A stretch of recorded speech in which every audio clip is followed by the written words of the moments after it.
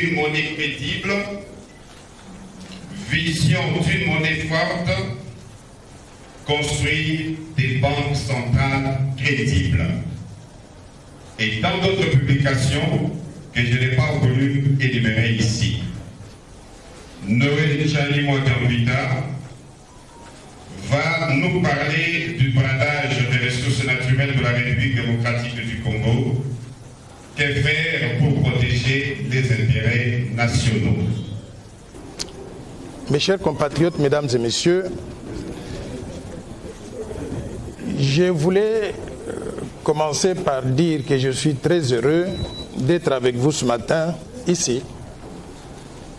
La RDC, notre pays, est malade, est victime depuis trop longtemps de nombreux malheurs et fléaux, tels que l'insécurité généralisée, les violences, les rébellions meurtrières, les massacres des innocents, les viols des femmes, le tribalisme, le népotisme, les conflits d'intérêts, la corruption endémique, les détournements intellectuels et financiers des fonds publics, la prédation des ressources naturelles, les vols systématiques des biens de l'État, l'impunité, l'injustice, les lois iniques taillées sur mesure et les violations massives des droits humains.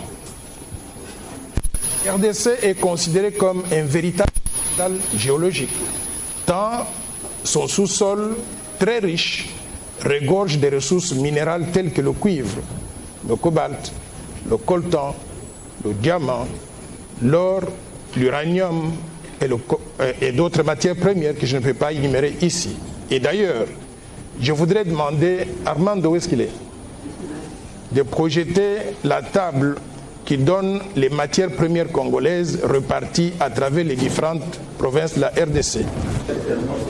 Donc quand vous regardez ce tableau, vous allez voir que toutes les matières premières, et là on a donné simplement un bref aperçu, toutes les matières premières imaginables se trouvent dans notre pays. J'ai essayé de comparer la RDC, notre pays, avec un autre pays qui est un peu similaire au nôtre, mais à la seule distinction que nous, on fait deux fois ce pays-là, c'est l'Indonésie. On y trouve littéralement le tout, exactement comme ici. Et l'Indonésie fait la moitié de la taille de la RDC, avec une population de 265 millions d'habitants. Et nous, d'ailleurs, on ne connaît même pas exactement le nombre de la population. Mais les estimations que j'ai indiquent que nous sommes aujourd'hui à 105 millions d'habitants. Alors, en regardant ce tableau, il y a du tout, reparti à travers tout le pays. On ne peut pas dire qu'il y a une seule province de la RDC qui est pauvre. Le sous-sol congolais compte un total de 1100 minéraux et métaux précieux différents, d'une valeur estimée à 24 000 milliards de dollars américains. Aucun autre pays du monde n'a une telle richesse. Mais malgré l'abondance des ressources naturelles, la RDC est l'un des pays les moins développés du monde, avec un système de gouvernance tellement pourri que 85% des revenus des ressources naturelles n'entrent pas dans le budget national, mais plutôt dans les poches des individus. Je voudrais demander aussi à Armando de projeter le classement des différents pays du monde en utilisant l'indice de corruption. Comme ça, vous allez voir que le problème que nous avons commence par nous-mêmes. En acceptant la corruption, en acceptant d'être corrompu, et on est corrompu même par des entreprises multinationales quand il s'agit de négocier les contrats avec la RDC. En acceptant la corruption, nous trahissons notre pays. Bon, globalement, vous allez trouver que nous sommes classés parmi les pays les plus corrompus de la planète. Et ce n'est pas de la réputation que nous devrions avoir en tant que pays. Si nous voulons nous développer, mobiliser des ressources différentes que Dieu a bien voulu nous donner pour les utiliser pour le développement, nous devons mettre fin à ce fléau de corruption, de détournement des fonds publics. Nous devons rétablir de l'éthique dans la gouvernance donc du pays. Chaque année, il est connu que la RDC perd de 10 à 15 milliards de dollars sous forme de fraude fiscale, détournement des fonds publics. Et ici, je ne parle pas des pertes provenant de la fraude fiscale, je parle simplement de la perte provenant de la fraude fiscale, détournement des fonds publics. Je n'ai pas fait allusion aux pertes provenant du secteur minier sur lequel je vais revenir tout à l'heure. Cette hémorragie prive le pays des ressources importantes pour financer le développement et payer correctement les fonctionnaires de l'État, les militaires, les policiers, les agents des services de sécurité, les médecins, les infirmiers, les retraités, les professeurs d'université, les enseignants du primaire jusqu'au secondaire et les étudiants sous forme de bourse d'études. Tout le monde est affecté par la mauvaise gouvernance du pays. Par conséquent, plus de 90% de nos compatriotes vivent aujourd'hui sans eau potable, ni électricité, ni moyens de télécommunication.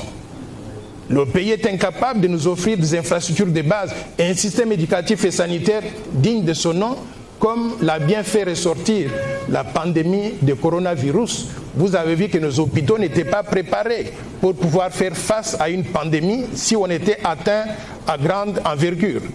Je ne sais pas comment on allait survivre. C'est Dieu qui nous a sauvés parce que nos hôpitaux ne sont pas en position de pouvoir faire face à une telle crise sanitaire. La croissance économique sur papier, qui a toujours été brandie par des gouvernements successifs de la RDC, cette croissance-là, elle n'est ni inclusive, ni palpable, et surtout, elle ne profite pas à la grande majorité de notre population qui vit dans des conditions infra-humaines. En dépit de ces immenses ressources naturelles et humaines, la RDC a aujourd'hui l'un des produits intérieurs bruts par habitant le plus bas du monde et est classé 224e sur 226 pays d'après Index Mundi qui s'appuie sur les statistiques de la Banque mondiale et du Fonds monétaire international. Quand vous regardez ce classement-là, on a classé les pays en commençant par ceux qui ont le PIB par habitant le plus élevé possible et on descend, allez vite vers la fin parce qu'on ne va pas perdre beaucoup de temps. Vous arrivez à la fin et vous voyez, c'est visible ou pas? Et vous voyez, 224e, c'est quel pays? République démocratique du Congo. Mais quelle honte! Avec toutes ces richesses dont je venais de vous parler, nous devons être classés littéralement les derniers de la planète. Nous avons échoué collectivement en tant que pays.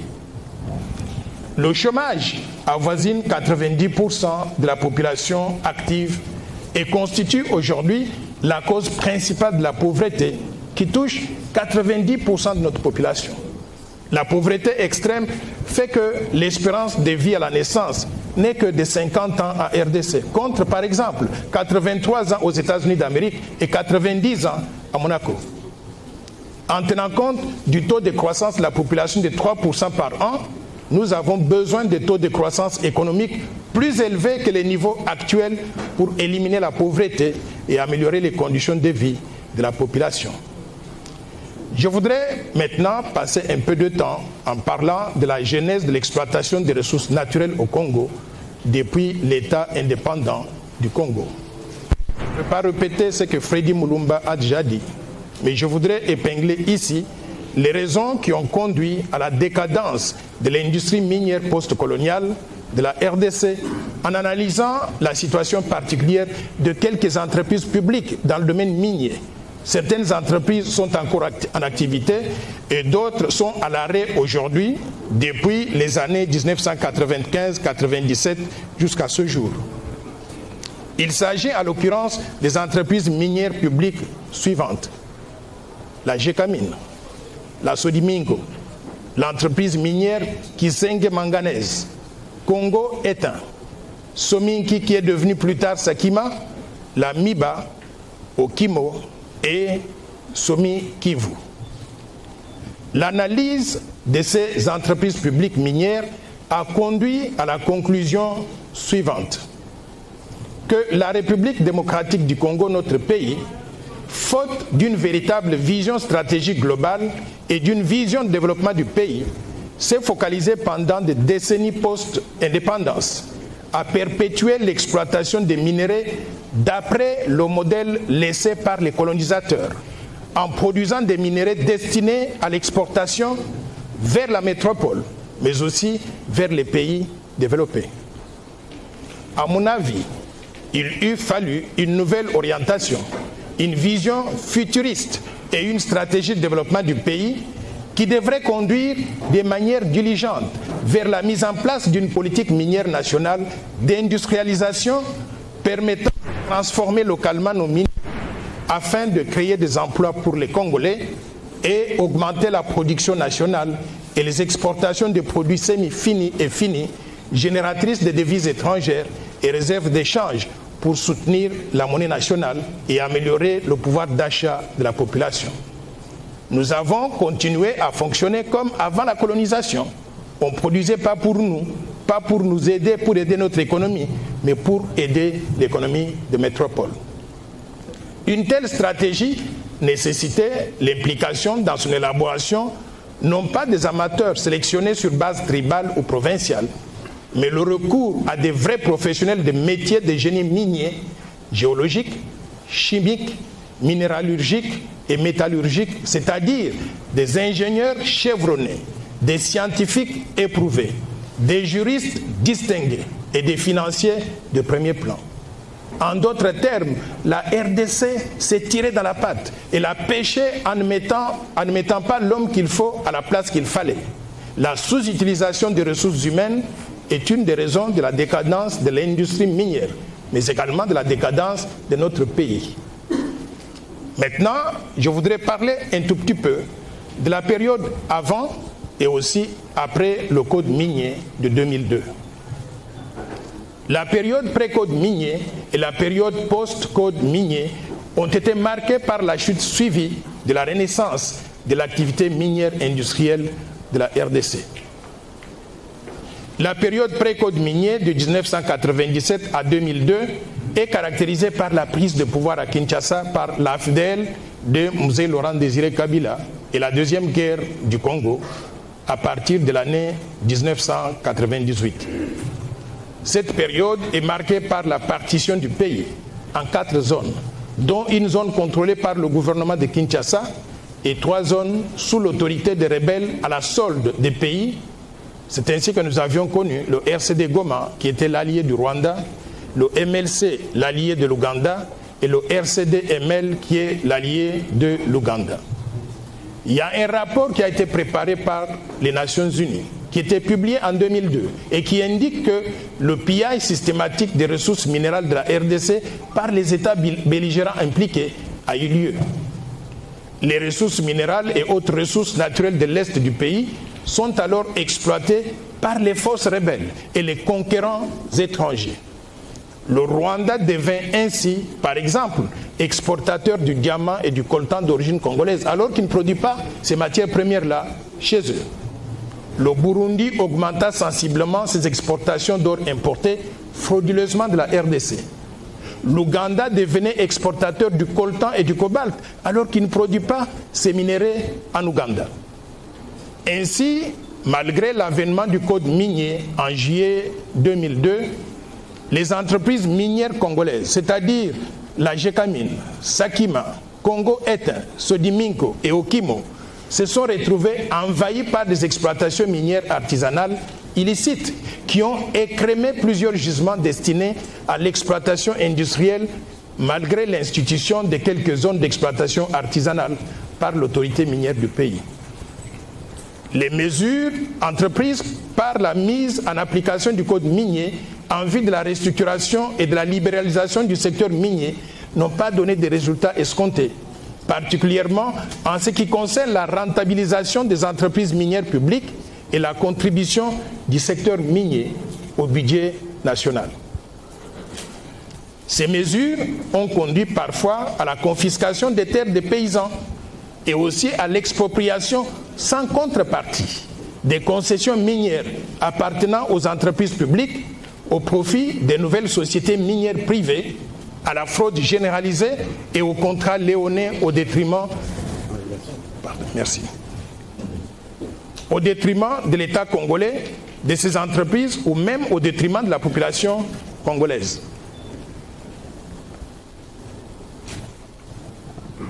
D'après la commission instituée en 2007 pour l'analyse de ces contrats léonais, la plupart de tous les contrats miniers signés avec les entreprises publiques et l'État congolais ont conduit au bradage et à la spoliation du patrimoine minier de l'État avec la complicité soit des autorités de l'État, soit des responsables des entreprises elles-mêmes.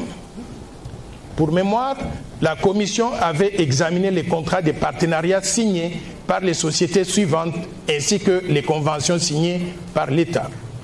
La GECAMINE, 30 contrats. La Sodiminco, 6 contrats. La MIBA, 6 contrats. Kizenge Manganese, 4 contrats. Sakima, 5 contrats. Okimo, 10 contrats. Et les conventions signées par l'État étaient au nombre de 4. Cette spoliation du patrimoine de l'État sonna le glas de la mort programmée des entreprises minières publiques, lesquelles contribuaient alors de manière significative au budget de l'État. Les statistiques de la production de ces entreprises illustrent la chute graduelle de la production minière de celles-ci de 1885 à 2002. Quant à la période post-code minier, elle est marquée par la période 2003 à 2006, qui connaît déjà une reprise timide de la production minière industrielle, et particulièrement par la période de 2007 à 2014, où la production minière est d'une manière générale ascendante, spécialement pour le cuivre, le cobalt et l'or. Cette évolution a conduit à la considération suivante.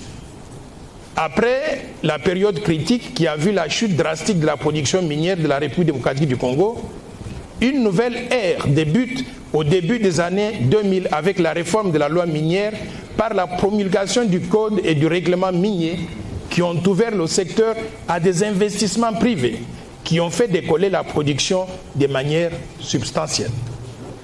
Maintenant, je voudrais vous parler de la prédation du patrimoine minier de l'État.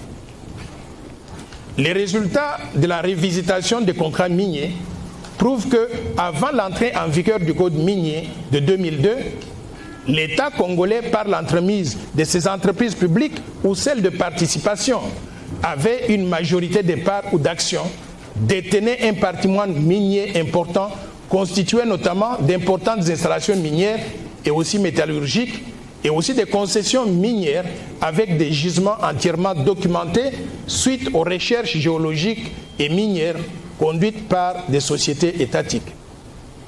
Dès la période précédant la promulgation du code minier et surtout après l'entrée en vigueur de celui-ci, cet important patrimoine de l'État a été cédé au privé à travers des contrats léonins par les mandataires publics avec la couverture de leurs mandats politiques. Le produit des transactions irrélatives, ils sont généralement pas enregistrés dans la comptabilité de ces sociétés et n'apparaissent même pas non plus dans le compte du trésor public de l'État. Souvent, les mandataires publics impliqués qui ont négocié avec les entreprises pour vendre les actifs miniers à vil prix et leurs mandats politiques, ils sont récompensés comment? En se retrouvant par la suite dans des postes de gestion de nouvelles sociétés issues de cette prédation de ressources naturelles à ciel ouvert. Je ne voudrais pas singulariser quelqu'un, mais je voudrais juste vous dire que nous avons connu une dame qui a été ministre du portefeuille, qui a négocié la vente des actifs miniers à une entreprise importante dans le domaine minier. Elle fait partie du conseil d'administration jusqu'à aujourd'hui. Conflit d'intérêts.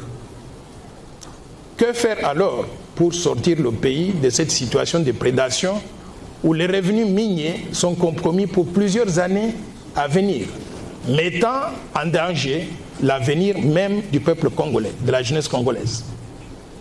Pour sortir le pays de la situation de prédation sans merci de notre pays à potentiel minier élevé, mais réellement classé parmi les plus pauvres du monde, faute de rentabilisation des recettes d'origine minière, il faut les considérations majeures suivantes à prendre en compte pour effectivement augmenter la contribution du secteur minier au budget de l'État afin que la RDC puisse tirer réellement profit de l'exploitation des ressources minérales de son sol et de son sous-sol.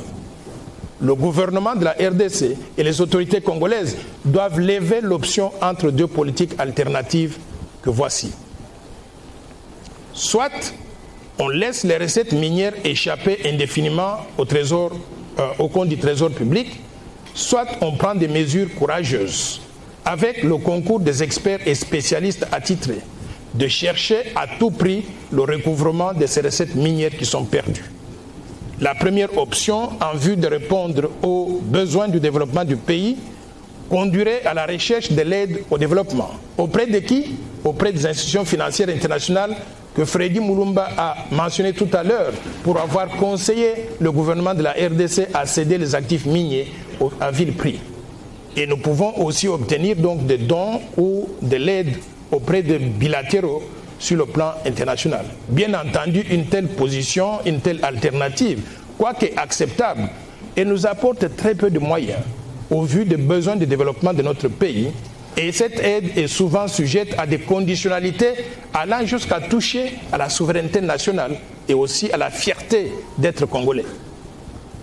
Au contraire, dans le cas où le pays opterait pour le recouvrement des recettes minières qui lui échappent aujourd'hui, celui-ci peut rapidement mobiliser des milliards de dollars américains qu'il peut utiliser pour mettre en œuvre une véritable vision de développement de grande envergure, telle que le plan Marshall de Noël Tchani pour la reconstruction et le développement de la RDC, que je vous ai proposé pendant les élections, mais que vous avez rejeté. Dans le cas d'espèces pour la RDC, une telle étude réalisée sur la contribution du secteur minier au budget de l'État par un ingénieur congolais, à qui je voudrais rendre hommage, M. Raphaël Ngoï. Cette étude a été soumise même au Parlement de la RDC au Sénat, montre que de 2007 à 2012, sur les 41 milliards de dollars américains du chiffre d'affaires généré par le secteur minier, le compte du Trésor public n'a obtenu que des recettes minières de l'ordre de 1 milliard de dollars américains, ne représentant que 2,5% du chiffre d'affaires engagé pendant la dite période par les opérateurs miniers. Vous vous rendez compte? Nous réalisons avec les entreprises minières dans le pays 41 milliards de chiffre d'affaires. Et de tout cela, nous ne recevons que 1 milliard. Mais nous sommes des naïfs. Qui a négocié ce genre de contrat? L'étude montre que ces recettes minières auraient dû pourtant être de l'ordre de 8 milliards de dollars américains, soit environ 20% du chiffre d'affaires du secteur minier, à raison de 1,34 milliard de dollars américains par an. La perte ainsi enregistrée par le compte du Trésor public pour la période de 2007 à 2012 est de 7 milliards de dollars américains, soit environ 1,17 milliard de dollars américains par an, de ce que nous avons perdu. À ce sujet, il faut signaler qu'en 2013, le même expert et spécialiste congolais, qui a d'ailleurs évolué dans le secteur minier pendant pratiquement 28 ans, avait réalisé une autre étude analytique sur la contribution du secteur minier au budget de l'État de 2007 à 2012. Mais pour l'exercice 2013 simplement, où il a poussé des investigations donc très loin, il a constaté qu'il y a une perte en recettes minières de l'ordre de 1,1 milliard de dollars américains par an, pour l'année 2013 simplement. Si cette moyenne est étendue par extrapolation à la période suivante de 6 ans, allant de 2013 à 2018, ces pertes cumulées seraient de l'ordre de 6,6 milliards de dollars américains. C'est l'argent que perd le Trésor public. Et en prenant les deux périodes allant de 2007 à 2018, l'État congolais aurait ainsi perdu des recettes de l'ordre de 14 milliards de dollars américains devant provenir des recettes minières. Mais nous sommes, je ne veux pas utiliser un qualificatif pas très gentil à l'égard de notre peuple, mais nous sommes des naïfs. Pourquoi? Parce que toutes les ressources qu'on pouvait utiliser pour le développement, on les transfère à l'extérieur, au profit des entreprises étrangères. Pourquoi? Parce que la RDC n'a pas été représentée valablement par des dignes fils capables de pouvoir négocier tête à tête avec ce monde extérieur. La question que nous nous posons est la suivante. Est-ce que le pays peut être à mesure de recouvrer ses recettes aujourd'hui qui lui échappent? En tout état de cause, et pour le développement de la RDC, j'estime personnellement que le recouvrement d'un tel pactole est tout à fait possible. Il faudrait pour cela de la volonté politique collective de tout le peuple congolais et surtout de ses gouvernants. Car en principe, les contraintes de règlement financier du pays et les moyens légaux existent pour permettre un tel recouvrement de recettes perdues. La question qui vient à l'esprit par la suite est celle de savoir, enfin, jusqu'à quand la RDC continuera-t-elle à recourir à l'aide du développement, parfois de quelques millions de dollars américains seulement, tout en ne cherchant pas agressivement à récupérer les 14 milliards de dollars américains des recettes minières qui lui échappent aujourd'hui, rien qu'en considérant la période allant de 2007 à 2018. Pour moi, la récupération de ces recettes minières, du point de vue légal, est encore possible pour permettre le décollage économique du pays et la lutte contre la pauvreté extrême dans laquelle croupit la population congolaise et qui est la cause principale de la fuite des jeunes Congolais vers d'autres cieux mieux nantis. Je voudrais arriver à la conclusion de mon propos. Pour accroître la contribution des mines au développement du pays, la RDC doit changer de vision et d'approche, car plusieurs entreprises minières opèrent dans le pays, mais l'on ne voit pas leur contribution réelle au développement. Nous devons inventorier aujourd'hui toutes les entreprises minières, privées et publiques, et réévaluer au cas par cas leur contribution en termes d'impôts, d'emploi, de production et transformation des matières premières en produits semi-finis et produits finis. Nous devons révisiter certaines clauses du code minier pour accroître sa contribution effective au développement du pays. Nous devons réexaminer tous les contrats miniers, toutes les concessions minières et tous les permis d'exploitation minière en privilégiant bien sûr l'intérêt supérieur du pays et du peuple congolais. Pour ce faire, je recommande que l'on mette en place une commission à 5 pieds, incluant le gouvernement, le Parlement, c'est-à-dire l'Assemblée nationale et le Sénat, la justice congolaise, les organes de contrôle, c'est-à-dire l'Inspection générale des finances et la Cour des comptes, et la société civile, incluant bien sûr l'élite congolaise. Cette commission passera en revue tous les contrats miniers, sans exception, et va les renégocier avec les investisseurs étrangers concernés de façon à rétablir le peuple congolais dans ses droits, tout en préservant bien sûr les intérêts raisonnables de toutes les parties prenantes, y inclus les investisseurs étrangers. Pour clôturer, mesdames et messieurs, je vous invite à suivre avec moi une interview récente réalisée par M. Albert Yuma, président du conseil d'administration de la GECAMIN depuis près de 2 décennies. Cette interview sera suivie par ma réponse. Je vous remercie. Il appartient à un pays qui est premier producteur mondial de cobalt, premier producteur africain de cuivre, producteur de diamants, producteur de zinc. On va arrêter là l'inventaire. Il est à la tête, il est le président de l'entreprise qui a la gestion de l'ensemble de ces minéraux. Il est également le président de la Fédération des entreprises du Congo. Nous recevons aujourd'hui M. Albert Yuma Mulumbi. Bonjour M. Mulumbi. Bonjour M. Alain Foucault. Comment peut-on expliquer, vous qui êtes président de la GECAMIN, la Générale des carrières et des mines du Congo, que l'on ait autant de richesses et qu'il y ait autant de Congolais qui vivent avec moins d'$1 par jour? Je pense que c'est la conséquence de mauvais choix ou d'orientations qui ont été dictées fin des années 90, début 2000, quand, à la suite effectivement de l'environnement politico-social que vous connaissez, l'État congolais a été contraint, sous le conseil de ses partenaires multilatéraux et même bilatéraux, de céder la majorité des actifs miniers à des partenaires étrangers, sous l'espoir que ça générerait des revenus, comme je dis souvent, du lait et du miel pour le peuple congolais. Ce n'est jamais arrivé. On a envie de comprendre. Quand vous dites les partenaires multilatéraux et bilatéraux, c'est eux qui décident que le Congo doit céder ses richesses à d'autres. Qui sont ces partenaires multilatéraux? Fin des années 90, vous connaissiez la situation politique et sécuritaire du pays. L'État était financièrement exsangue et les entreprises minières aussi du pays étaient techniquement à bout de souffle parce que durant les décennies antérieures, l'État actionnaire, par une certaine boulimie, leur avait privé de ses fonds pour réinvestir, se développer. Et puis elles avaient été toutes contraintes de contribuer aux efforts de guerre d'une façon ou d'une autre. Alors qui sont ces partenaires multilatéraux? Alors, c'est le FMI, c'est la Banque mondiale.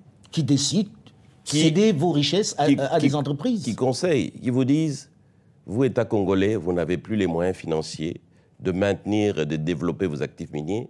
Nous vous conseillons gentiment on sait comment on conseille. Voilà, de céder ça à des partenaires techniques et financiers internationaux qui sont spécialisés et qui ont les moyens et ils vont développer ça à votre place. C'est l'erreur fatale qu'on a faite, qu'on ne devrait jamais faire dans nos pays africains. Donc aujourd'hui, à qui appartiennent ces mines-là? Quelles sont ces entreprises qui détiennent finalement la plus importante richesse de ce pays? Quand on dit que la RDC a exporté plus de 1 million de tonnes de cuivre et près de 100 000 tonnes de cobalt, c'est 5 ou 6 entreprises étrangères dans lesquelles, malheureusement, l'entreprise de l'État Gécamine n'est qu'un actionnaire minoritaire qui n'a quasiment rien à dire. Ah bon? Et donc, aujourd'hui, qu'est-ce qui se passe? C'est que quand l'État était seul avec son entreprise Gécamine, seul dans le secteur minier, produisait près de 500 000 tonnes par an, et la Gécamine subvenait à près de 70% à tous les besoins budgétaires de l'État. Mais aujourd'hui, avec plus d'1 million de tonnes exportées, ces entreprises ne contribuent même pas à 17% aux revenus de l'État. Pendant 15 ans, 20 ans, alors que nous avions promis des dividendes pour la Gécamine, des impôts pour l'État pour nous reconstruire, rien n'est venu. Vous savez pourquoi? Parce que ces entreprises, elles ont pris nos gisements, elles sont allées les donner en garantie à des banques étrangères et elles ont emprunté. Au lieu d'amener des capitaux qu'on nous avait promis, c'est des prêts qu'on nous a amenés à des taux qui dépassaient 10% alors que nous savons qu'ils les avaient à 2 ou 3%. Donc les entreprises à qui on a donné les concessions sont allées gager les mines du Congo. Du Congo. Auprès des banques. Et ont emprunté alors qu'elles devaient amener des capitaux. Elles ont amené plutôt des prêts. Des prêts à des taux d'intérêt. L'État ne peut rien contre ça. Qui sont ces entreprises? C'est TFM, c'est KCC, c'est Roachi, c'est Sicomine. Toutes des entreprises, si pas occidentales, chinoises aussi désormais. Donc ils tiennent les richesses du Congo aujourd'hui? Ils tiennent les richesses du Congo, d'où effectivement ce paradoxe que les richesses ne profitent pas aux Congolais, mais aux entreprises étrangères, aux filiales de ces entreprises étrangères et aux maisons mères qui commercialisent les productions. Est-ce que sur toute la ces chaîne de entreprises valeur ne profitent pas du grand désordre politique qu'il y a dans ce pays depuis les indépendances? Oui et non. Il y a notre propre incapacité à gérer nos ressources nous-mêmes, à toujours penser qu'on est mieux conseillé par des idées qui viennent de l'extérieur. Mais c'est vrai aussi par une certaine gabégie de l'État, qui au moment où les revenus étaient là, on ne les a pas réinvestis. Mais ceci étant, on a pris des actions. En 2018, on a révisé contre l'avis de toutes ces entreprises minières. Je dis bien contre, avec une opposition farouche, on a révisé le code minier de 2002 qui était trop avantageux et qui donnait tous ces avantages dont je vous parle. Rembourser d'abord les investissements, faire de l'amortissement accéléré, c'est tout ça qu'on a changé en 2018. Le monde entier est dans un réel besoin de cobalt pour la construction de nos téléphones portables, pour les véhicules électriques, bref, pour l'ensemble des batteries que l'on utilise de plus en plus. Et on découvre que, là aussi, le cobalt n'appartient pas au Congo. Effectivement, et c'est ça qui me choque, moi. Quand on parle d'exportation de cobalt, on dit ah, le groupe Glencore a exporté autant, le groupe TFM a exporté autant, Sicomine a exporté autant de cobalt, mais on oublie de citer que c'est le cobalt du Congo et les gisements étaient donnés par une entreprise congolaise, Gécamine. Et aujourd'hui, l'année dernière, on a exporté près de 100 000 tonnes. Quels sont les revenus pour l'État congolais? On va nous dire cette année-ci, oh, l'État congolais va bénéficier de plus ou moins 1,3 milliard. Mais sur 15 milliards d'exportations, c'est peanuts. Alors, ce que nous avons décidé, puisque selon les conventions, on ne peut pas unilatéralement changer les partenariats industriels, il y a un volet du cobalt que nous pouvons récupérer. C'est ça que le président Tshisekedi a décidé en 2019. Commençons par récupérer ce qu'on peut récupérer sur le cobalt artisanal. Cobalt artisanal qu'on ne vend pas sur le marché, puisque ce cobalt artisanal utilise les enfants pour travailler, utilise les femmes enceintes, et qu'il y a régulièrement des accidents là-bas. Mais c'est à la suite justement d'un accident en 2019, au moment où il était au Katanga, que le président Tshisekedi a pris la décision de prendre en main la gestion et de mettre des règles dans le cobalt artisanal, qui représente entre 25 et 30% de tout le cobalt produit et donc exporté. Mais ce cobalt-là est exporté de façon illicite. On l'appelle le cobalt du sang. Non, on l'appelle le cobalt sale ou impropre, parce qu'effectivement, à ce moment-là, et ça a entraîné une mauvaise réputation pour l'État congolais. Il est mort, et les gens travaillent dans des conditions inacceptables. Et ce qui a été décidé en 2019, sur les orientations du président Tshisekedi données au Premier ministre, de travailler avec la Gécamine et son cabinet pour mettre en place une structure qui va maintenant réglementer l'exploitation du cobalt artisanal avec 3 conditions essentielles. interdiction du travail des enfants, interdiction du travail des femmes enceintes ou des femmes mineures, exigence de préparer le site sur lequel les mineurs artisanaux vont travailler et sécurisation de ces travailleurs artisanaux en leur donnant les équipements de protection. C'est l'objet de la création de l'entreprise générale du cobalt. C'est bien ça l'objet de la création de cette entreprise. Qui possède cette entreprise? Parce que j'ai vu qu'il y avait aussi Trafigura. Est-ce qu'on n'est pas en train de prendre à Paul pour donner à Pierre, finalement? Non, c'est justement, on ne va pas faire la même erreur de ces partenariats industriels sur lesquels je reviendrai peut-être et dont on se plaint. Non. Entreprise générale du cobalt est une filiale à 95% de Gécamines et à 5% du gouvernement à travers le ministère du portefeuille. Trafigura n'est qu'un partenaire financier et commercial. C'est-à-dire que Trafigura nous prête l'argent pour démarrer et structurer les activités et nous le rémunérons pour trouver des clients pour EGC. Mais le vendeur de ce cobalt, ça sera EGC qui décidera parmi les 4 ou 5 clients. Du cobalt. Voilà. Si Trafigura nous présente 4 ou 5 clients, je dis par exemple Tesla, BMW ou Samsung, qui fabrique les véhicules électriques. C'est EGC qui dira, je suis d'accord, mais à telle condition.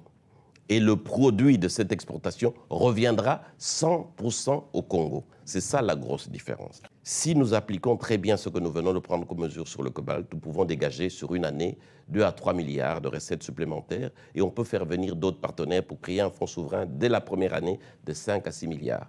Ce fonds souverain devrait être constitué par une structure indépendante et de personnalités indépendantes, avec des projets qui ont été présentés par le gouvernement, dont des projets d'infrastructure, validés par l'Assemblée nationale pour qu'on ait les moyens nous-mêmes de commencer à financer nos projets d'infrastructure avant d'entendre que ce soit les partenaires multilatéraux qui arrivent. Ils ne développeront jamais notre pays et ils ne financeront pas nos infrastructures. Alors, pour finir sur ce chapitre-là, M. Youma, est-ce que les Congolais doivent se dire, tant pis, il ne nous restera plus que 25% de nos mines, il n'y a plus rien à faire par rapport à toutes ces grandes firmes qui sont arrivées et qui possèdent finalement les richesses du Congo, qui sont propriétaires du Congo, si je prends un raccourci? Non, non, pas du tout. Ce que nous disons, c'est une première étape. Parce que nous avons d'abord voulu régler 2 problèmes majeurs dans le secteur artisanal, qui étaient les conditions de vie et de rémunération de nos concitoyens qui travaillaient dans des conditions misérables. On va les encadrer, mieux les rémunérer, et l'État va mieux maîtriser le flux d'exportation et donc les revenus. Ça, c'est la première. Deuxième partie, à côté de EGC, l'État a mis en place ARECOMS, qui est l'autorité de régulation, qui va veiller à ce qu'effectivement, toutes les entreprises du secteur industriel soient conformes aux règles que nous allons édicter pour produire et exporter. Et à terme, que ce que nous voulons, et je le dis très clairement, se contrôler en tant qu'État congolais le volume produit et exporté, y compris le volume industriel, et déterminer les prix de vente au final sur le marché mondial. Je ne suis pas ici pour défendre une institution quelconque. Je suis ici pour le compte de la RDC. Mais je voudrais vous dire que du temps, les 30 années que j'ai passées à la Banque mondiale, j'ai rencontré des gouvernements qui négociaient sérieusement des choses en faveur de leur peuple. Mais le gouvernement de la RDC, parfois, ou le plus souvent, on a envoyé des gens qui viennent à Washington pour être impressionnés par la beauté des bâtiments et qui laissent pratiquement tout au profit donc de l'autre camp. C'est ça qui nous est arrivé ici. Encore une fois, notre pays, si on veut changer la donne pour l'avenir, mettons l'homme qu'il faut à la place qu'il faut. Sortons de ces histoires tribales-là, de dire que telle compagnie doit être gérée par les ressortissants de tel coin. Quand nous faisons ça et que nous avons des gens qui ne sont pas compétents, nous sacrifions le pays, nous sacrifions l'intérêt du peuple congolais. Ça, c'est la première leçon à tirer de cet épisode. Mais 2, les dégâts, lorsque Albert Youma dit qu'on nous a conseillé de céder les actifs miniers auprès des entreprises qui apportaient des capitaux. Moi, je voudrais qu'on puisse relativiser les choses. Quand on veut signer un contrat minier, il y a 2 camps. Le camp de l'entreprise étrangère, qui amène quoi? Ils amènent l'expertise, les capitaux et les équipements. Il y a aussi le camp de la RDC qui amène quoi autour de la table? Et ça, ils ne semblent pas pouvoir le reconnaître. Nous amenons les réserves de nos matières premières. Ces réserves-là, ça vaut des milliards. Dans les négociations avec des firmes étrangères, on doit mettre en balance non pas simplement les capitaux qu'ils apportent, l'expertise et les équipements. On doit tenir compte aussi que sans nos réserves, elles ne peuvent rien faire. Moi, je suis partisan de la théorie des partages de production. C'est-à-dire, vous amenez vos capitaux, vous pouvez investir pour avoir 51%, 49% ou 51% maximum dans la compagnie qui a été créée. Mais nous, en tant que pays, à cause de nos réserves que nous apportons, nous devons contrôler au moins 49 à 51% du capital. Comme ça, on est quitte. Donc chacun a sa part. Si on avait cette formule-là, en regardant tous les profits, vous vous rappelez, je vous ai parlé tout à l'heure d'un chiffre d'affaires cumulé de 41 milliards de dollars. Ça veut dire que ce qui revenait à la RDC, si on utilise cette formule, c'est environ 20 milliards de dollars. Par contre, nous avons reçu combien? 1 milliard. Je crois que nous nous sommes tirés dans la patte. C'est pour cela que je voudrais demander à notre gouvernement qu'on n'ait pas peur, qu'on puisse mettre en place une commission de renégociation de tous ces contrats, qu'on aligne les meilleurs d'entre nous pour parler avec ces firmes multinationales, qu'on renégocie ces contrats de façon à rétablir le peuple congolais dans ses droits. Si nous le faisons, vous allez voir que la contribution du secteur minier au budget national sera beaucoup plus importante que les modiques 2,5% que je vous ai présentés tout à l'heure. Je vous remercie.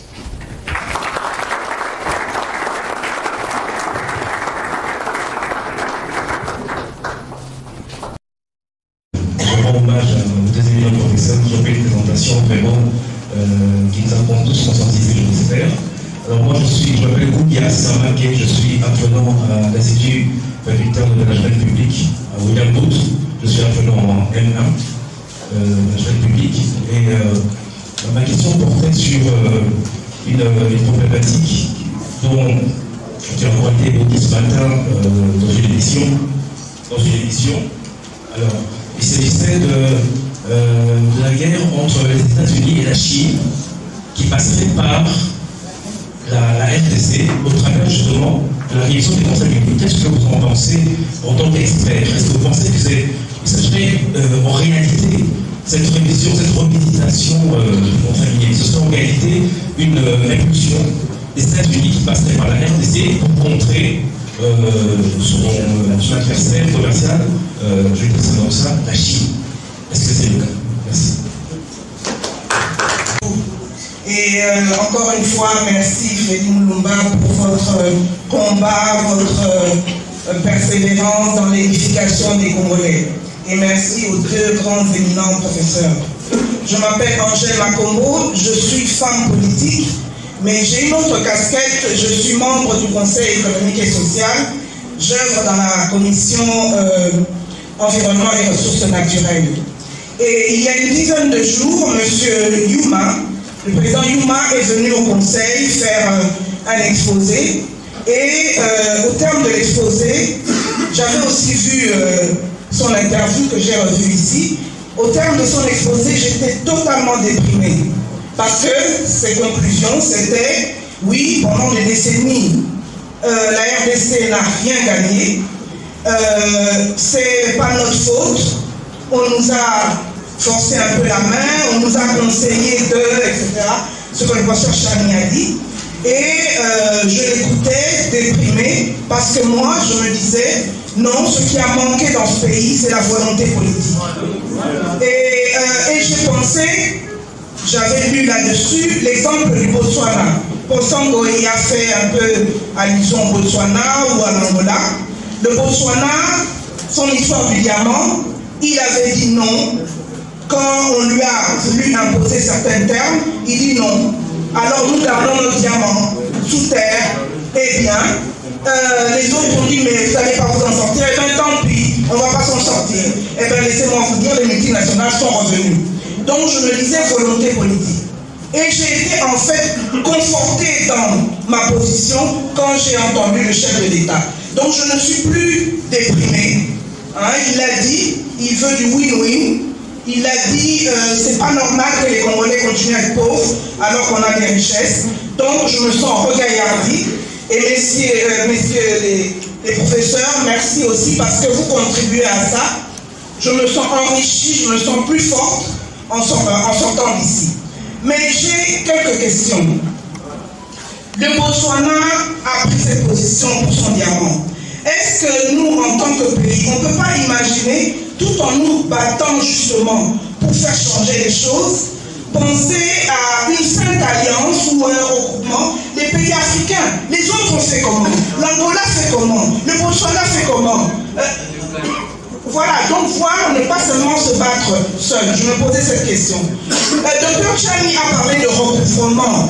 Il est temps de recouvrer, etc., ce qu'on a perdu. Ma question, est-ce que vous parlez de recouvrement rétroactif ou bien vous parlez de à partir de maintenant? À partir du moment, donc peut-être ça ne serait pas le mot recouvrement.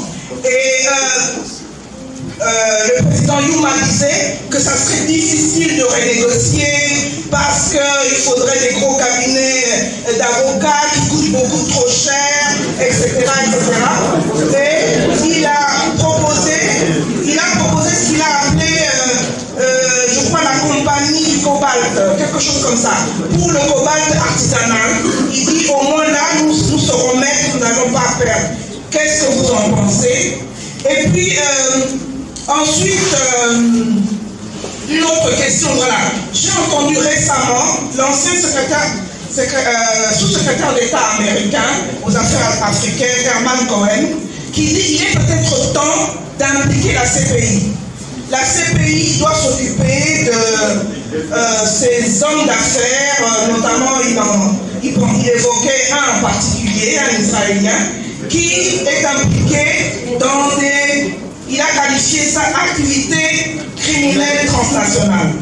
Donc, dans les mesures que vous avez proposées, M. Tchani, est-ce que c'est aussi une option? Ensuite, vous avez parlé de ce groupe de réflexion, commission, où il faudrait gouvernement, parlement, etc. Il faudrait de solides avocats d'affaires. Et une question, peut-être la dernière, au professeur Ngoï. Je voudrais savoir combien, nous sommes un grand pays minier, nous sommes, comme le président l'a dit, Félix Tshisekedi, nous sommes la capitale mondiale du cobalt. Combien de géologues formons-nous par an?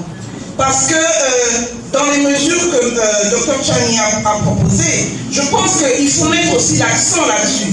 Il y en a assez de toujours faire recours à ces experts internationaux, ces ingénieurs internationaux. Regardez-moi ça, il y a plein de jeunes dynamiques, etc. Est-ce qu'il ne faudrait pas les pousser vers ce genre de filière? Voilà, combien nous en formons par an? Et j'avais tellement d'autres choses à faire, mais je m'arrête là. Mais vous avez oublié une grande ressource que nous avons, c'est l'eau. Et vraiment, ça aussi, c'est un combat qui pointe à l'horizon et il faut se préparer en conséquence. Les terres agricoles. Oui, merci beaucoup.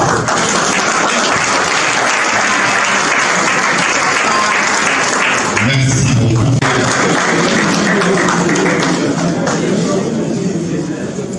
Mais je n'ai pas passé là, je vous ai suivi de près. Parfois et comment c'est façon et c'est les façons, ça c'est l'économie sous-développée dans toute sa spécificité structurelle.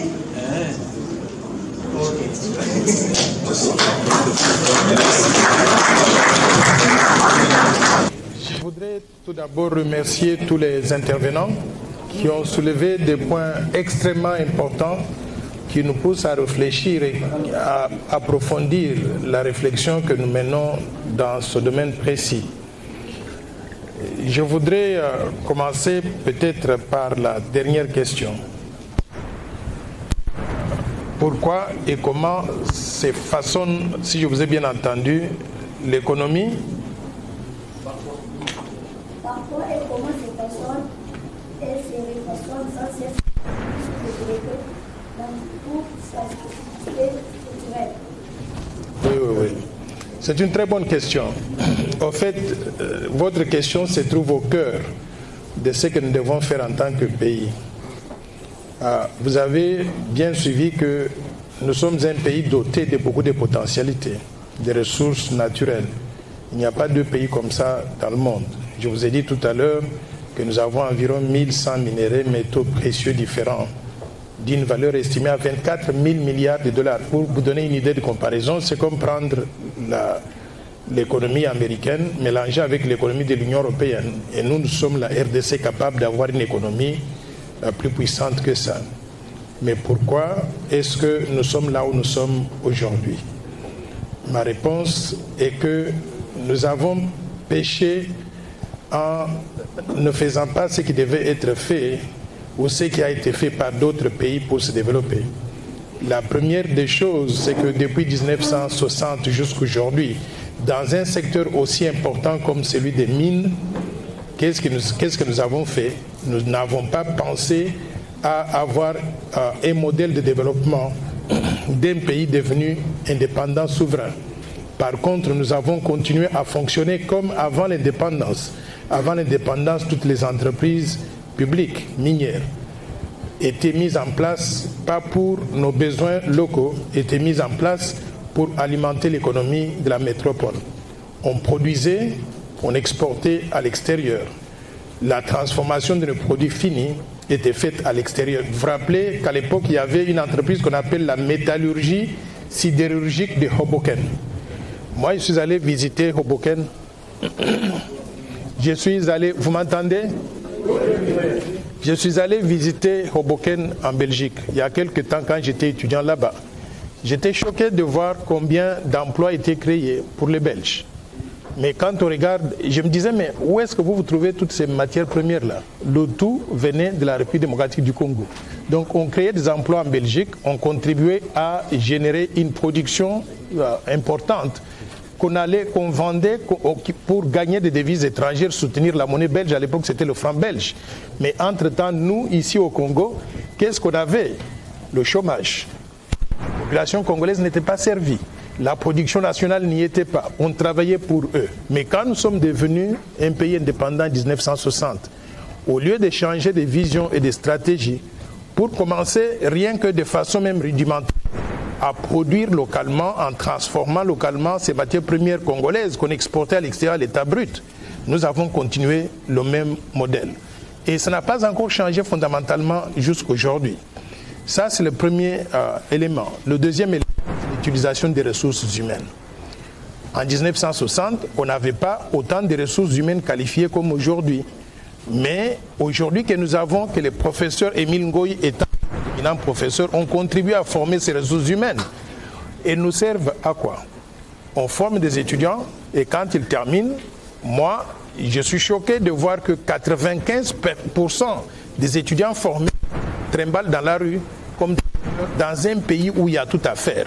Nous n'avons pas réussi à connecter l'éducation avec les besoins réels du marché d'emploi dehors et de production pour que nous puissions utiliser à bon escient ces ressources humaines nombreuses que nous avons aujourd'hui. Nous pouvons travailler d'arrache-pied pour que ces taux de croissance soient beaucoup plus élevés que le niveau de 4% qui permettent d'entretenir le niveau de pauvreté que nous avons aujourd'hui. Pourquoi est-ce que je fonde mon espoir sur la possibilité d'avoir des taux de croissance beaucoup plus élevés? Vous savez, l'Angola ici à côté, l'Angola a eu des taux de croissance de 26% un moment. Nous sommes capables de le faire parce que nous partons d'une base littéralement nulle. Nous pouvons produire plus, avoir des taux de croissance peut-être qui pourraient avoisiner donc les 20%, peut-être stabiliser autour donc de 15%. Mais nous sommes capables donc de cette grande capacité de production. Donc je pense que si nous faisons ces choses-là en plaçant l'homme qu'il faut à la place qu'il faut, en ayant une véritable vision de développement et en adoptant des politiques qui fassent du sens, qui sont cohérentes. Pourquoi? Parce que le Congo, depuis 1960 jusqu'à aujourd'hui, nous avons eu des politiques qui ont évolué en dents de scie. En dents de scie, pourquoi? Parce que tantôt nous sommes une économie libérale, nous voulons attirer des investissements, et tantôt on devient une économie sociale du marché, une économie sociale du marché où on fait le contraire donc de l'économie libérale, et il n'y a pas eu donc une vision claire de comment le Congo donc évoluer. C'est pour ça que je pense que les réformes à faire ne doivent pas se limiter simplement au secteur économique. Nous devons avoir une vision d'ensemble. Il y inclut la réforme de la situation politique. Quel est ce pays-là qui va se développer avec 800 partis politiques? Quel est ce pays-là? 800 partis politiques, je ne connais pas la différence entre parti A et parti B. La seule chose que je sais, c'est que le meilleur parti, c'est la force du changement que moi je préside. Alors, réformons la vie politique. Regardez ce que les Américains ont fait. Vous savez ce que les Américains ont fait? Les Américains, ils ont deux grands partis politiques, les démocrates et les républicains. La différence entre ces deux-là, elle est très minime. C'est peut-être l'accent que ce parti met sur les questions sociales et l'autre parti met sur les questions du capitalisme, du marché et consorts. Mais globalement, il n'y a pas de changement, de grands changements lorsqu'il y a alternance au sommet de l'État. On trouve que le peuple américain continue à fonctionner sous les démocrates et sous les républicains de la même façon. Et vous allez partout, comme le professeur Émile Ngoï l'a dit tout à l'heure, vous allez trouver qu'en ville comme dans les campagnes, la vie elle est plus ou moins la même. Pourquoi? Parce qu'ils ont eu une vision de développement, ils ont voulu créer aux États-Unis les mêmes conditions de vie partout, que ce soit en Californie, à New York, à Washington, au Texas. Vous allez partout, dans les campagnes tout comme dans les villes. Vous allez trouver donc les mêmes conditions donc, de vie. Si nous adoptons cette façon de réfléchir-là, nous allons faire des réformes qu'il faut pour remettre le Congo sur la bonne voie, en commençant par les réformes politiques, en commençant en touchant les réformes économiques, les réformes donc d'orientation, de vision, de développement que nous devons avoir pour que tous les Congolais regardent dans la même direction. Moi, je suis sidéré. Ne m'appelez pas politicien parce que je ne suis pas l'un d'entre eux. Mais je suis sidéré lorsque je vois notre pays. On termine les élections. 2 ans après, nous sommes en train de parler des élections passées. Nous ne voyons pas l'avenir. Quand est-ce que nous allons oublier le passé, tourner la page et commencer à se concentrer sur la reconstruction véritable du pays pour que tout le monde s'embarque dans une certaine vision pour se mettre au travail et changer les choses. Donc, voilà plus ou moins ce que je peux dire pour répondre donc à votre question qui était une question très importante. Et je voudrais vous saluer. Il y a eu quelques questions importantes soulevées par ma consoeur, ma sœur, Angèle Makombo, que je salue, parce que je ne l'ai pas vue depuis longtemps. Angèle était aux Nations Unies et moi j'étais à la Banque mondiale à New York. Et chaque fois que j'allais à New York, donc je restais chez elle. Et chaque fois qu'elle venait à Washington, elle restait chez moi. Donc c'est bien qu'on se retrouve donc ici. Oui, vous avez parlé donc de Yuma, Albert Yuma, qui blâme les institutions internationales. Et vous avez ajouté que est-ce qu'on n'a pas manqué de volonté politique? Moi, quand j'ai vu cette interview de Yuma, j'étais très furieux. Je me suis dit, mais est-ce qu'en tant que pays, nous savons ce que nous voulons faire? Quelqu'un qui a été PCA de la Jérémie depuis combien? 20 ans? Oh, non. 12 ans, quelque chose comme ça. Plus de 10 ans. Et qu'il vient aujourd'hui faire un aveu d'échec. Il fait l'aveu d'échec et nous le suivons et on le laisse dans cette place-là pour qu'il puisse continuer à faire les mêmes dégâts pendant les 10 prochaines années. Non, messieurs, ça ne marche pas comme ça. Si ça n'a pas marché, il n'a pas délivré la performance qu'il fallait. Il y a d'autres Congolais bien formés d'ailleurs qui peuvent faire la même chose. Et au niveau de la FEC et au niveau de la GECAMINE, pour qu'on ait renouvellement du sang, de la vision, de la façon d'approcher donc les choses. Moi, je pense que Yuma a fait son temps et ce qu'il nous a donné comme performance là, ce n'est pas ça qui va donc délivrer la RDC, même s'il reste là-bas encore pendant 30 ans. Maintenant, il y a changement de vision politique. Changement de vision politique pendant les 18 ou 20 dernières années. Moi, je pense que le Congo était à vendre. On a vendu le Congo aux étrangers avec la complicité du plus grand sommet de l'État. Et on l'a fait au vu aussi de tout le monde. Toutes ces entreprises étrangères ont donné des concessions minières comme ça. Il y avait le clan Yuma, le clan de Kabila et le clan de tous les autres. Ils ont fait cela à nous, le peuple congolais. Aujourd'hui qu'il y a changement au sommet de l'État, je voudrais qu'on puisse... Je ne dis pas qu'on va mettre tout le monde à la porte. Il faut qu'on sélectionne les meilleurs parmi eux qui peuvent continuer à travailler avec les nouveaux. Mais qu'on puisse amener aussi du sang neuf avec une nouvelle vision. C'est comme ça que les choses peuvent changer. Si on continue à garder les mêmes, on ne va jamais se développer, on ne va jamais sortir des erreurs qui ont été commises. Angèle a mentionné le cas du Botswana, par exemple, dans le domaine du diamant. Ça, c'est un cas concret d'un pays africain qui utilise très bien les ressources naturelles. Quand vous allez au Botswana, vous trouvez que le peuple botswanais, ils ont littéralement des soins gratuits.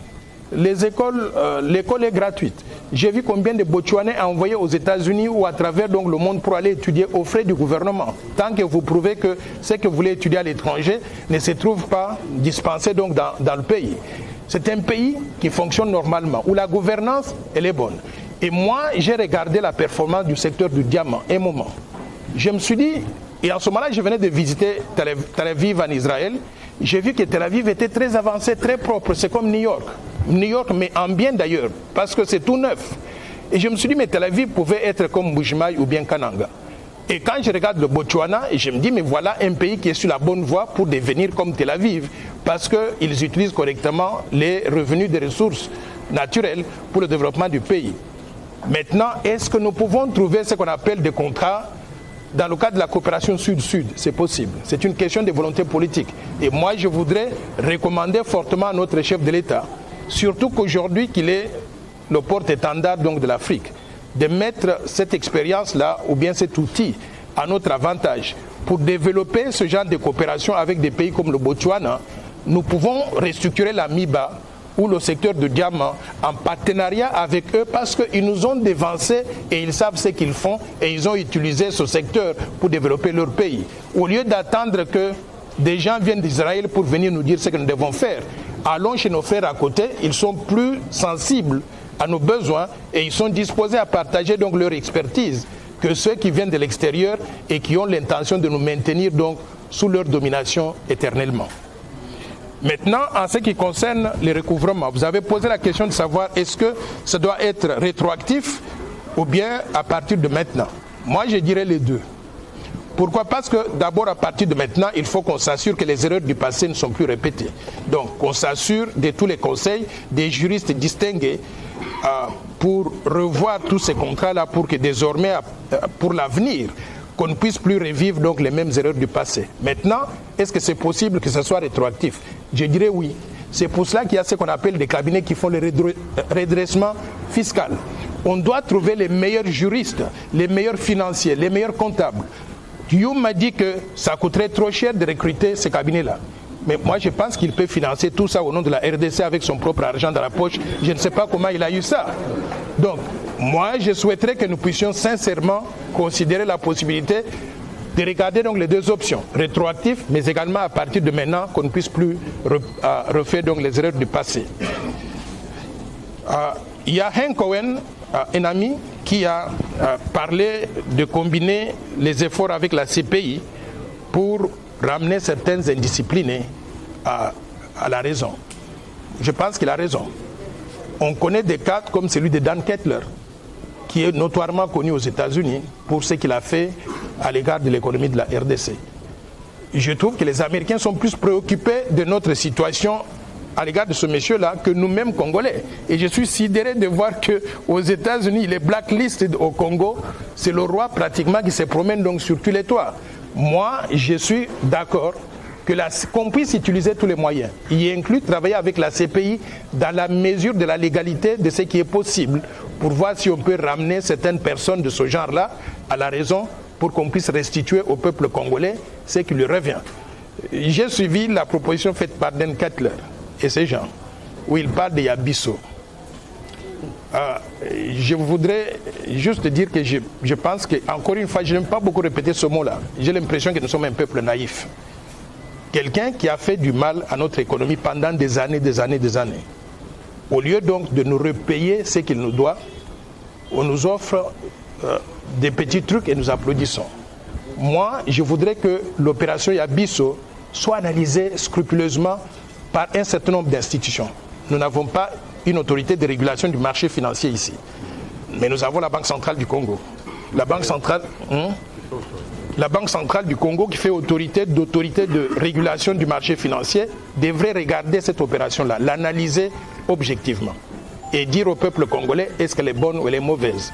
Moi, j'ai peur que cette opération ne finisse à être une opération de blanchiment d'argent, ou similaire à ce qu'on a connu les Bindo avec les My Gold Rêve et consorts là, on nous vend beaucoup de rêves mais qui ne se réalisent pas dans la pratique. Mais avant de pouvoir donner un point de vue définitif, j'aimerais une analyse objective de la part de certaines institutions, dont la Banque centrale du Congo, et je souhaiterais même que notre Parlement, la Commission économique et financière, s'y penche. Pourquoi pas le Conseil économique et social? Parce que c'est une activité nouvelle et qui peut poser beaucoup de risques au peuple congolais en ce qui concerne la perte éventuelle donc de leurs épargnes. Il faudrait que les autorités qui encadrent ce marché puissent se prononcer pour orienter pour orienter donc la prise de décision par le public. Maintenant, il y a eu la question qui était posée, est-ce que la révisitation des contrats miniers est une injonction venant des États-Unis pour faire la guerre à la Chine? C'est une question intéressante. Moi, je suis congolais. Et je vous ai dit tout à l'heure là que sur les 41 milliards de chiffres d'affaires réalisés par les compagnies minières, nous n'avons reçu que 2,5%. Je trouve que c'est très peu. Le Nigeria, ici à côté, ils ont une formule où toute entreprise dans le domaine pétrolier étrangère, cette entreprise peut avoir jusqu'à 49%. Les Nigérians, privés, États ou entreprises ou institutionnels, peuvent garder le reste, c'est-à-dire 51%. Je voudrais qu'on puisse renégocier les contrats pour aller dans ce sens-là. Alors maintenant, est-ce que cela c'est une injonction américaine ou bien ça vient de moi? Ça vient de moi. Mais si c'était une injonction américaine, peut-être que les Américains veulent nous aider à pouvoir nous débarrasser de certains contrats qui n'ont pas été catholiques. Le seul, là où le bas blesse, c'est que certains contrats sont signés avec les compagnies américaines. Vous avez parlé tout à l'heure de American Mineral Field, qui est basé à Arkansas. Et j'étais très gêné de cela parce que le président Bill Clinton, c'est quelqu'un que j'apprécie beaucoup, mais c'était pendant sa mandature que American Mineral Field a fait tous ces dégâts à l'économie congolaise. Donc il y a parfois des conflits d'intérêts entre l'État, il y a parfois des conflits d'intérêts entre l'État, les hommes politiques, et parfois avec les hommes d'affaires qui essayent de pousser certaines entreprises, surtout celles qui sont proches donc, de leurs États ou bien de leurs propres intérêts. Donc, que ça soit une injonction des États-Unis ou pas, je pense que nous, Congolais, on devrait prendre avantage de ça pour renégocier les contrats. Mais en renégociant les contrats, qu'on essaye de tout faire pour tirer la couverture de notre côté. Pourquoi? Parce que le peuple congolais a été désabusé. Nous voudrons donc le rétablir dans ses droits. Monsieur le journaliste, je suis un retraité de la société Perenco qui exploite le pétrole brut offshore et onshore au large des côtes de Manda. Et je suis resté un peu sur ma soif, prof. Vous n'avez pas parlé du secteur pétrolier. Ça veut dire que là, il n'y a pas de ravage ou pas? J'ai suivi une fois à la télévision, il y a un travail qui a été fait au niveau du ministère des Hydrocarbures pour identifier les blocs pétroliers. Ce qui a été fait, il y a même un document qui est sorti à ce sujet. Et il y a des appels d'offres qui ont été faits. Et lorsque les investisseurs vont venir pour exploiter dans ces blocs, que va-t-on faire? Va-t-on se comporter comme les Yuma et les autres dans le secteur pétrolier? C'est ça ma question. Merci. Saluer l'auditoire et remercier les éminents professeurs et aussi monsieur l'ADG. J'ai une petite préoccupation par rapport au principe oui ou gagnant-gagnant.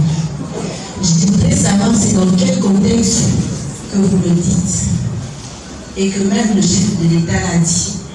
Parce que je sais que le principe oui ou gagnant-gagnant c'est un élément de politique étrangère chinois qui veut dire la part suffisante, la part qui satisfait.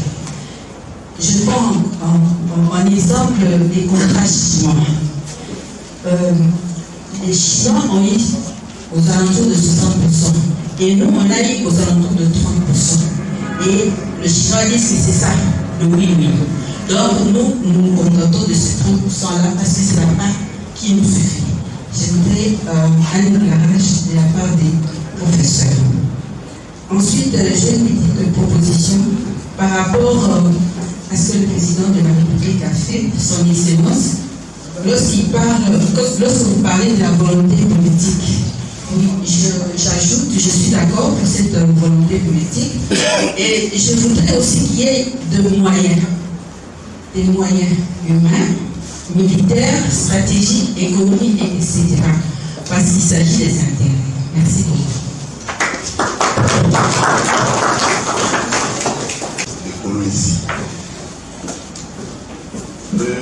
Je voudrais m'adresser au professeur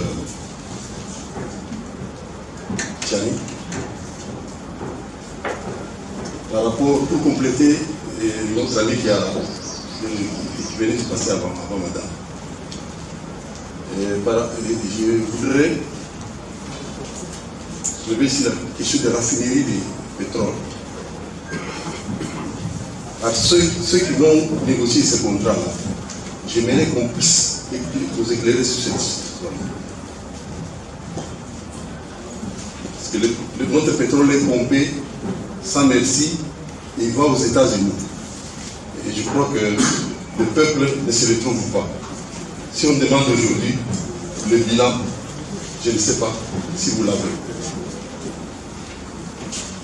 Ce pétrole-là de moins contribue à quel pourcentage dans notre budget?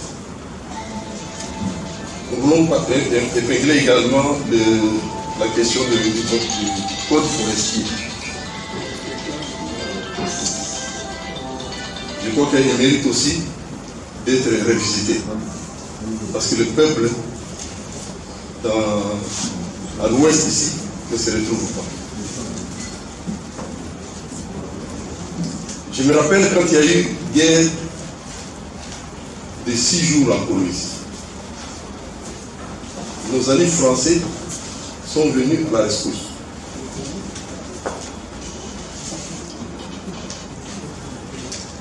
Cette armée-là, une partie s'occupait des rebelles, tigres, pour les éloigner de la ville. Et une autre partie s'est occupée à casser les dépôts des réserves géologiques.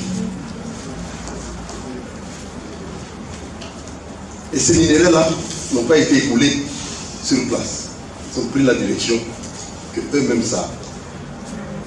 J'aimerais que les enquêtes, parce que maintenant nous sommes au temps du réveil, le peuple congolais ne peut plus assister à des donneurs de leçons qui montrent à la face du monde que nous sommes des... Excusez-moi. Des moins hommes.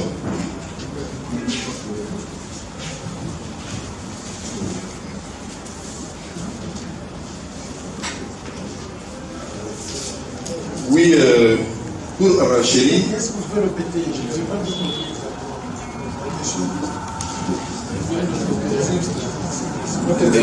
J'avais souhaité que, s'il y avait moyen, que l'on puisse créer des commissions pour étudier cette question-là, des pillages qui ont été opérés par l'armée française à Colombie lors de la guerre. Notre pays est gâté par Dieu lui-même. Nous avons des minéraux que nous, jusqu'aujourd'hui, on ne sait même pas à quoi ça sert.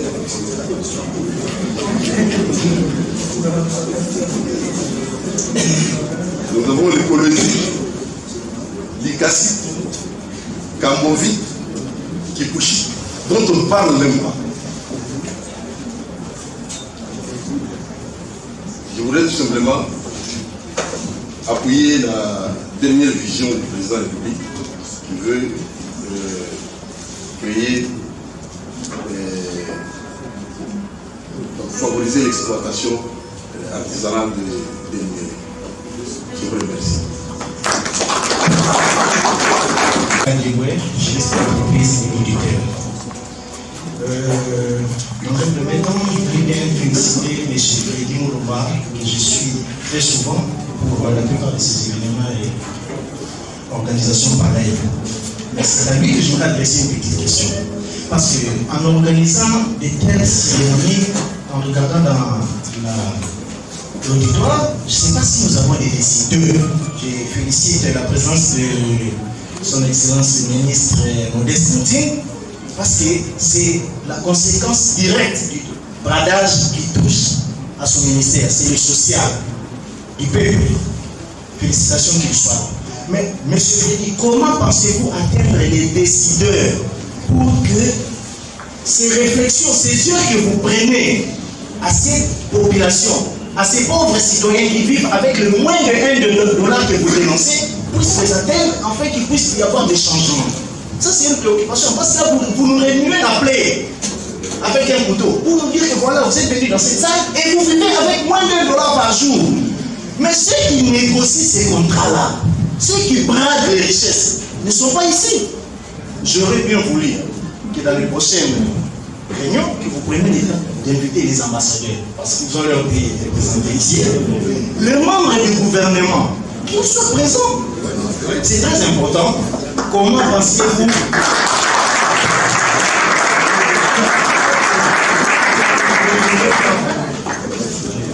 aussi, il est important de constater pour notre pays les échecs que nous avons reçus de la politique du militantisme. Nous avons dans ces pays ici des gouverneurs qui savent à peine lire et écrire. Mais comment vous voulez faire qu'un gouverneur d'une province qui regorge des minéraux puisse en savoir l'importance? Soyons sérieux nous-mêmes aussi. Excusez-moi, monsieur le professeur Moïse, mais ceux qui ont détruit l'élite, c'est vous, monsieur le professeur, je ne vous pointe pas du doigt, je connais vos mérites.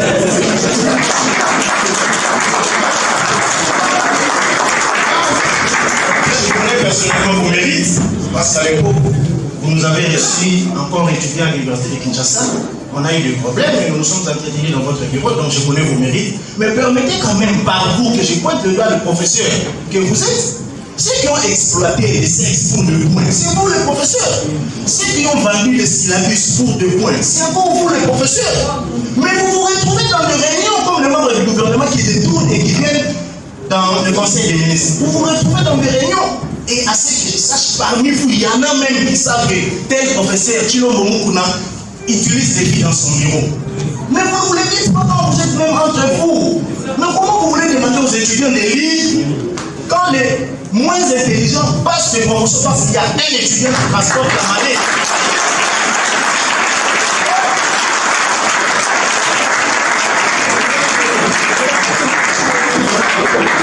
Parce qu'il y a un étudiant qui transporte la mallette du professeur et il distingue.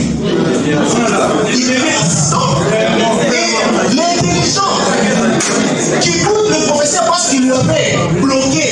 Excusez un peu entre guillemets le terme bloquer, le professeur qui enseignait et l'étudiant a posé une question. Le professeur ne sait pas répondre, il est souvent. Comment vous voulez encourager ces étudiants-là à lire? Et puis dire que les Congolais ne lisent pas. Mais tout le monde n'a pas besoin d'être professeur. Vous voulez demander à un Poitou pour qu'il mange bien chez lui, pour qu'il vive bien chez lui, qu'il lise. Non, l'élite doit lire. Les livres, c'est fait pour l'élite. Peut-être que nous sommes. Mais la vie, le minimum, le social, c'est pour tout le monde. L'élite fait votre travail. Et laissez le Poitou vivre sa vie de Poitou.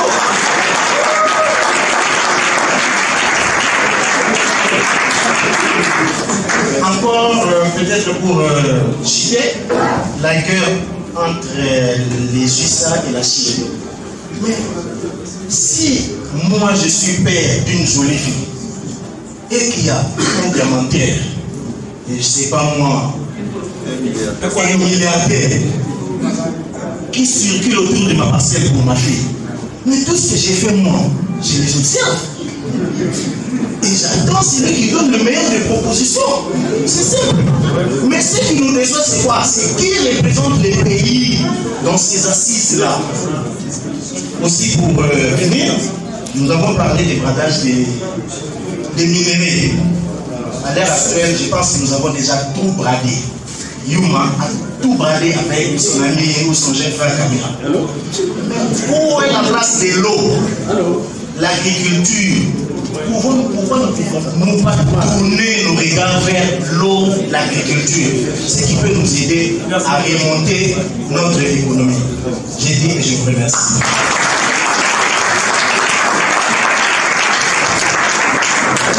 Il a brossé littéralement toutes les questions en y donnant des réponses que je trouve très appropriées. Je voudrais juste à titre de complément revenir sur quelques questions et donner mon point de vue là-dessus. en commençant par Perenco. Monsieur Jonas a dit que dans la discussion de ce matin, on n'a pas du tout touché au secteur pétrolier. Est-ce qu'il n'y a pas bradage? Bien sûr qu'il y a bradage. Il y a bradage dans toutes les ressources naturelles de la RDC, que ce soit les mines, le pétrole, le bois, dans le domaine agricole, dans tous les secteurs, il y a eu bradage de nos ressources naturelles. Il s'est fait juste que la présentation de ce matin, on réagissait au propos d'Albert Yuma qui s'est focalisé sur les mines. C'est pour cela qu'on a centré notre intervention là-dessus. Et particulièrement dans le secteur pétrolier, je pense que notre pays a encore une fois de plus manqué de vision. Vous savez, quand vous regardez ce qui se passe aux frontières de la RDC, on nous prend comme des dindons de la farce. L'Angola, du côté de Moanda, exploite les réserves pétrolières qui se trouvent dans le bassin commun entre l'Angola et nous. Et nous, on a assisté à ça, on dirait hypnotisé, sans quoi que ce soit. On aurait dû, à la rigueur, trouver donc des contrats de partage de production, trouver donc des mécanismes pour qu'ils gagnent un peu et qu'on gagne aussi. Mais on a laissé l'Angola exploiter pendant des années toutes ces ressources pétrolières-là. C'est la même chose qui se passe, doyen Émile a mentionné tout à l'heure, le gaz méthane dans le lac Kivu. Mais il y a aussi du côté, c'est le lac Édouard ou bien Albert. Le lac Albert entre l'Ouganda et nous, c'est la même situation. Donc, moi je pense que tout cela fait partie du manque de vision pour le développement de notre pays qui nous a caractérisés pendant très longtemps. Et surtout pendant les 20 dernières années, je pense que nous avons juste fermé les yeux pendant que les étrangers prenaient avantage donc de nos ressources naturelles. C'est pour cela d'ailleurs, je voudrais vous dire que je propose une loi qui pourrait verrouiller l'accès à la présidence de la République en la réservant exclusivement aux Congolais nés de père et de mère.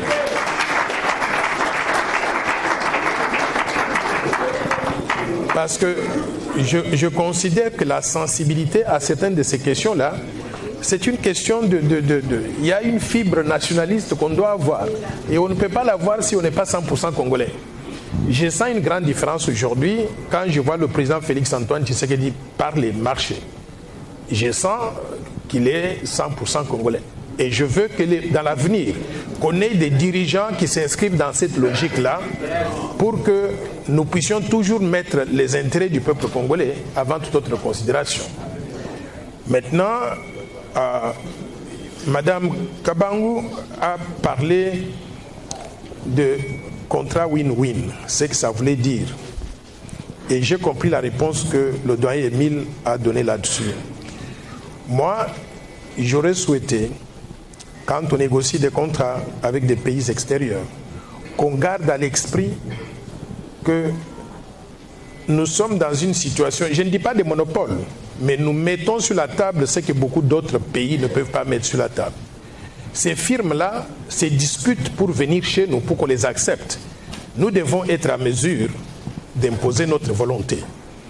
J'ai vu le Nigeria, dans le domaine du pétrole, je crois que je vous ai dit tout à l'heure, quand on négocie les contrats, et je pense même que c'est une loi, quand on négocie les contrats dans le domaine du pétrole au Nigeria, au départ, les firmes étrangères, y inclut les firmes américaines comme Exxon, comme Texas Mobil, toutes ces compagnies-là, quand elles viennent au Nigeria, elles savent au départ que le gouvernement nigérien ou le parlement nigérien a mis en place une loi qui réserve 51% du capital de la société à créer au Nigeria aux intérêts nigérians. L'intérêt nigérien étant défini comme étant les privés, les institutions ou l'État nigérian. C'est ainsi que vous avez des milliardaires nigérians. Les Tony Olumelu, les Dangote, Wadangote, tout ce monde-là, les Abiola, ils ont pris avantage de cette réglementation qui force les compagnies étrangères à travailler en partenariat avec les locaux, quitte à leur prêter de l'argent pour qu'ils deviennent actionnaires avec eux dans les activités donc à mettre en œuvre. Donc nous devons être imaginatifs pour mettre les Congolais ou les intérêts congolais sur la table dans les négociations avec les étrangers.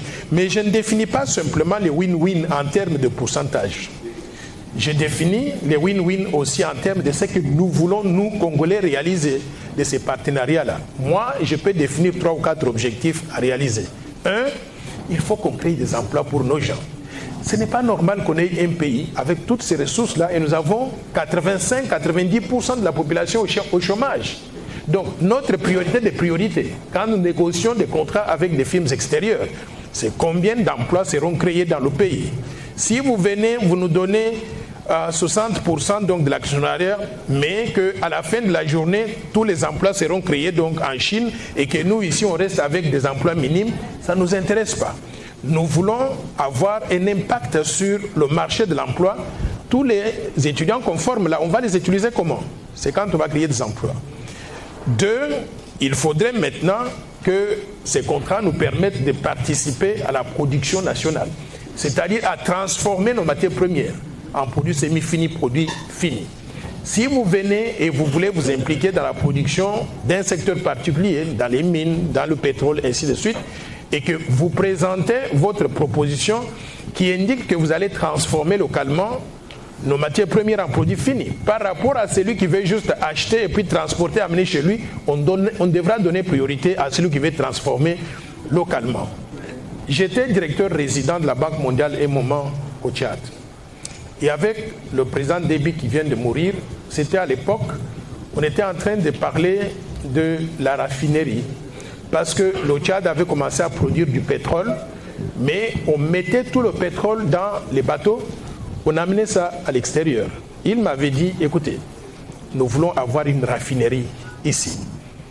On a commencé à travailler sur le projet de raffinerie et aujourd'hui, une portion importante du pétrole tchadien est raffinée sur place donc au Tchad. C'est ça qu'on appelle avoir la vision. Si vous ne demandez pas, Congolais, nous les Congolais, si on ne demande pas cela dans les relations avec les firmes extérieures, on nous prend toujours comme des aveugles qui ne savent pas ce qu'ils font et eux, ils ne vont pas nous donner ce que nous n'avons pas donc réclamé ou demandé. Donc c'est nous qui devons mettre cela dans notre vision de développement et dans toutes les négociations que nous avons pour signer des partenariats ou des contrats avec des firmes extérieures. Mettre nos priorités à nous, ces gens-là devront s'aligner sur ce que nous voulons. Et moi, je suis parfois un peu brutal, de temps en temps. Je peux vous dire que si vous n'êtes pas d'accord avec nous, nous allons pouvoir trouver d'autres personnes parce que nos réserves là, de matières premières, elles sont ici, elles sont convoitées par qui? Par les Chinois, les Américains, les Européens, les Australiens et consorts. Donc si vous partez, les autres vont venir. Donc je ne dis pas qu'on doit toujours utiliser ce genre de langage-là, mais il faut garder à l'esprit que nous avons aussi donc des options dans les discussions avec ces firmes internationales. Maintenant, en ce qui concerne les professeurs d'université qui maîtrisent la théorie et la pratique, mais n'arrivent pas à changer les choses dans la réalité. Et le compatriote qui a mentionné, M. Lukeso, je crois, il a donné l'exemple du professeur Ilunga Ilunkamba en tant qu'ancien Premier ministre. J'ai beaucoup de respect pour le professeur Ilunga Ilunkamba. Mais je dis toujours que, encore une fois, voici une situation où on peut dire, est-ce que c'était la meilleure personne pour ce poste-là? Est-ce qu'on avait mis la meilleure? Est-ce qu'on devient Premier ministre simplement parce qu'on a été professeur? Ma réponse est celle-ci. Il faut connaître la personne, ses compétences, savoir d'où il vient et connaître sa performance antérieure. En ce qui concerne le Premier ministre Ilunga Ilunkamba, il était directeur de Copirep. Il gérait la restructuration des entreprises publiques. Dites-moi une seule entreprise publique qui a été restructurée avec succès pendant qu'il était là. Et vous lui donnez la promotion basée sur quoi? Deuxièmement, quand il a quitté le Copirep, il est allé à la SNCC.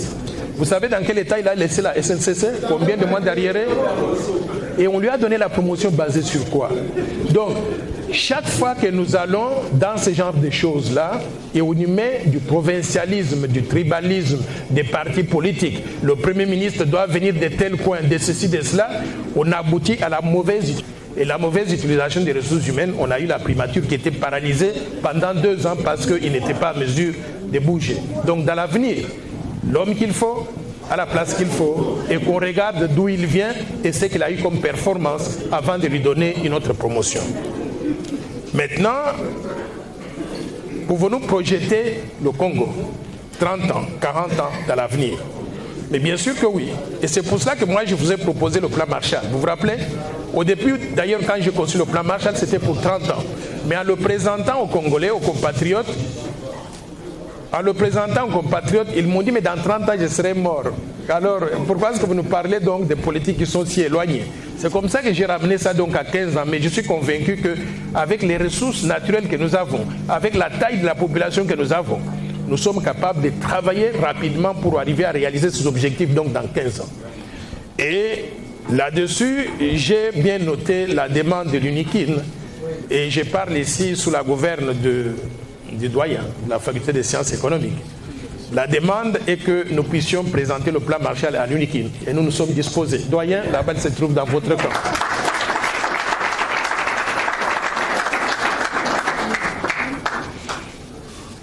Est-ce qu'il y a d'autres questions que je n'ai pas?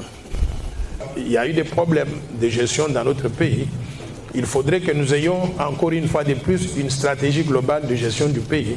Cette stratégie à long terme qui projette où nous voulons aller secteur par secteur et qui donne des orientations de ce que nous devons faire pour éviter les erreurs du passé, mais également développer le Congo au profit de tous. Je pense que c'est cela ma contribution sur les réponses déjà très complètes que le doyen avait données aux questions qui étaient soulevées. Je vous remercie.